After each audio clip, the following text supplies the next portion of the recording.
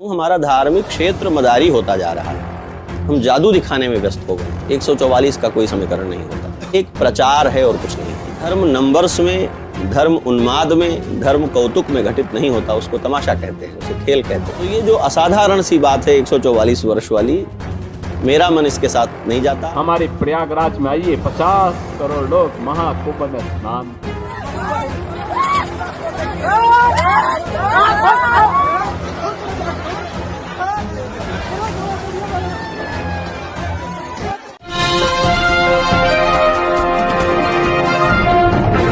साथियों नमस्कार, मैं हूं नीरज पटेल और आप देख रहे हैं नेशनल जनमत।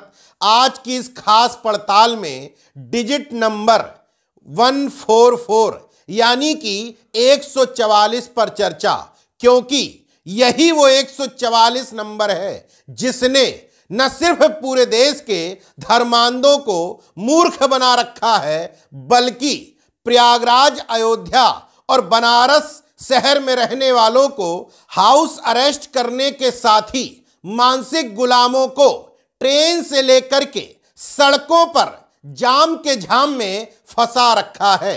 दरअसल इसी 144 संख्या का इस्तेमाल करके ये धर्मांध सरकार अपना प्रोपेगेंडा फैला रही है कि ऐसा महाकुंभ 144 साल बाद आया है, इसलिए इस 144 डिजिट के पोस्टमार्टम की जरूरत है, क्योंकि धार्मिक एजेंडे वाली सरकारों के राज में शिक्षा के जहाज बड़े शौक से दफनाए जा रहे हैं।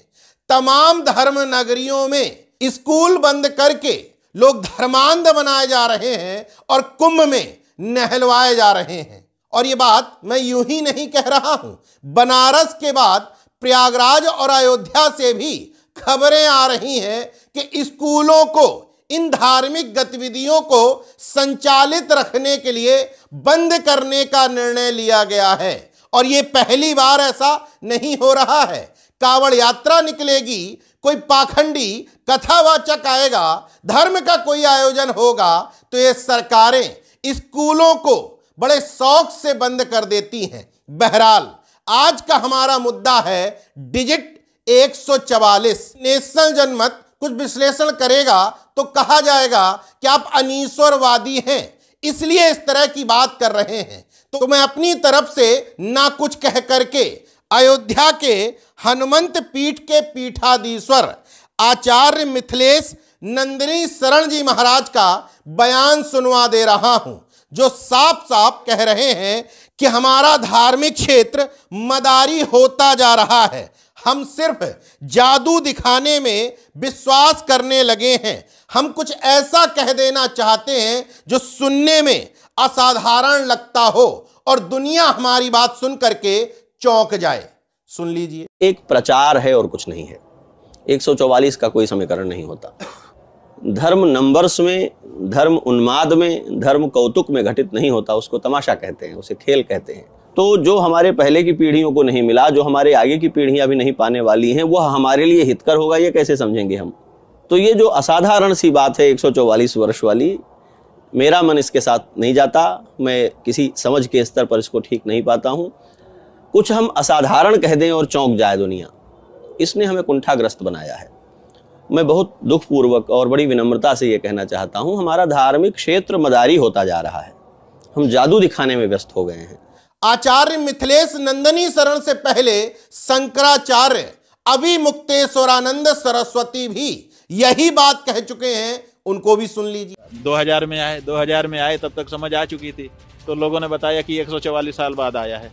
हम लोगों ने कहा अरे वाह, वो महाकुंभ है। फिर उसके बाद 13 में आए तभी लोगों ने कहा कि 144 साल बाद आया है। हम लोगों ने कहा बहुत अच्छा, अभी आए हैं, अभी भी सुन रहे हैं 144 साल बाद आया है। अब 144 साल बाद ऐसा कुंभ आया है। इस प्रोपेगेंडा को फैलाने वाली सरकारों से, उनके दलाल पत्रकारों से नेशनल जनमत का सवाल, आखिर ये फिगर आया कहां से है, उसका सोर्स क्या है, कौन से धर्म शास्त्रों में कौन से धर्मगुरु ने व्याख्या करके गणित करके बताया है कि ये कुंभ 144 साल बाद आया है। नेशनल जनमत महज एक टास्क देता है, जरा अपने इर्द गिर्द रहने वाले बीजेपी नेताओं से या छोटे मोटे धर्म के ठेकेदारों से पूछ करके देखना, तो वो कहेंगे हाँ, ये महाकुंभ 144 साल बाद आया है। उनसे पूछिए 144 साल बाद आने का मतलब क्या है, इस कुंभ में क्या अनोखा है जो 144 साल बाद प्राप्त होने जा रहा है। दूसरी बात, उनसे यह भी पूछिएगा 144 का फिगर आया कहां से, जवाब नहीं दे पाएंगे, क्योंकि यह कोई ऑथेंटिक या धर्म संगत आंकड़ा नहीं है, बल्कि सरकार के प्रोपेगेंडा का हिस्सा है। अब अगला सवाल यह है कि आखिर नेशनल जनमत को इस प्रोपेगेंडा से क्या दिक्कत है। दरअसल इसी प्रोपेगेंडा की वजह से न सिर्फ उत्तर प्रदेश के 3 बड़े शहर प्रयागराज, वाराणसी और अयोध्या हाँफ रहे हैं, सांसें थम गई हैं। इन तीनों शहरों के लोग कमोवेश घरों में कैद कर दिए गए हैं। इसके अलावा इन शहरों से उत्तर प्रदेश के जो शहर जुड़े हुए हैं या उत्तर प्रदेश के बाहर के भी अन्य प्रदेशों की जो सीमाएं जुड़ी हुई हैं, वहां लोगों को 30-30, 40-40, 50-50 घंटे सड़कों पर गुजारने पड़ गए हैं। सरकारी भोंपू कहेंगे कि अब जाम नहीं है, तो जरा इन वीडियो पर भी अपनी प्रतिक्रिया व्यक्त कर दीजिएगा, क्योंकि ये धर्म योद्धा न सिर्फ सरकारी संपत्ति को नुकसान पहुंचा रहे हैं, बल्कि ट्रेनों में बैठे लोगों को भी बुरी तरीके से पीट रहे हैं। और ये सब इसी 144 डिजिट के दुष्प्रचार की वजह से हुआ है। सरकारों को बहुत अच्छी तरह से पता है इस देश की जनता इतनी धर्मांध और मतांध है, उसको कोई झुंझुना पकड़ा दो वो उसी में झूल जाएगी। भूल जाएगी कि इसी महाकुंभ में हमारे ही जैसे परिवारों के लोग मारे गए थे, जो लापता हुए थे, उनके परिजन आज भी दर दर की ठोकरें खाते घूम रहे हैं। लेकिन सरकार चूंकि बहुत अच्छी तरीके से नब्ज समझती है, इसलिए उनके जख्मों को पुष्प वर्षा करके कुरेदने का काम कर रही है। चलिए इन धर्मांधों का 144 डिजिट को सही मान लेते हैं कि वास्तव में यह कुंभ 144 साल बाद आया है। तो अगला सवाल नेशनल जनमत का, मौनी अमावस्या पर मुहूर्त निकाला गया 29 जनवरी को, लेकिन सरकारी आंकड़े ही मान लेते हैं कि 30 लोगों की भगदड़ में बुरी तरीके से कुचल करके मौत हो जाती है। तो फिर इतने शुभ मुहूर्त में स्नान करने जो लोग आए थे 144 साल वाले कुंभ में, वो कुचल कुचल करके बुरी तरीके से क्यों मरे। इसके बाद 12 फरवरी को माघ पूर्णिमा के नाम पर फिर से अमृत स्नान की बात कही गई।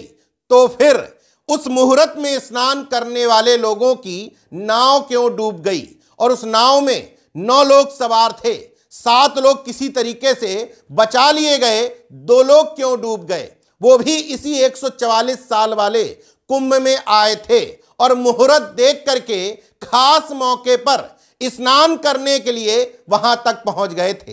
वो सैकड़ों लोग जो कुंभ के दौरान आते जाते सड़क दुर्घटनाओं में मरे, क्या वो मुहूर्त देख करके इस 144 साल वाले कुंभ में नहीं आए थे? इनका जवाब ना किसी के पास है, ना किसी को देने की जरूरत है, क्योंकि इस देश में अफवाह और अंधविश्वास ही वो शब्द है जिस पर धर्मांधों को सबसे जल्दी विश्वास हो जाता है। बहरहाल पाखंडियों को अगर जिद है यहां पाखंड फैलाने की, तो हमने भी ठानी है लोगों में जागरूकता लाने की। देखते रहिए नेशनल जनमत, जागरूक और सजग बने रहिए। जय विज्ञान, जय संविधान, जय लोकतंत्र। धन्यवाद।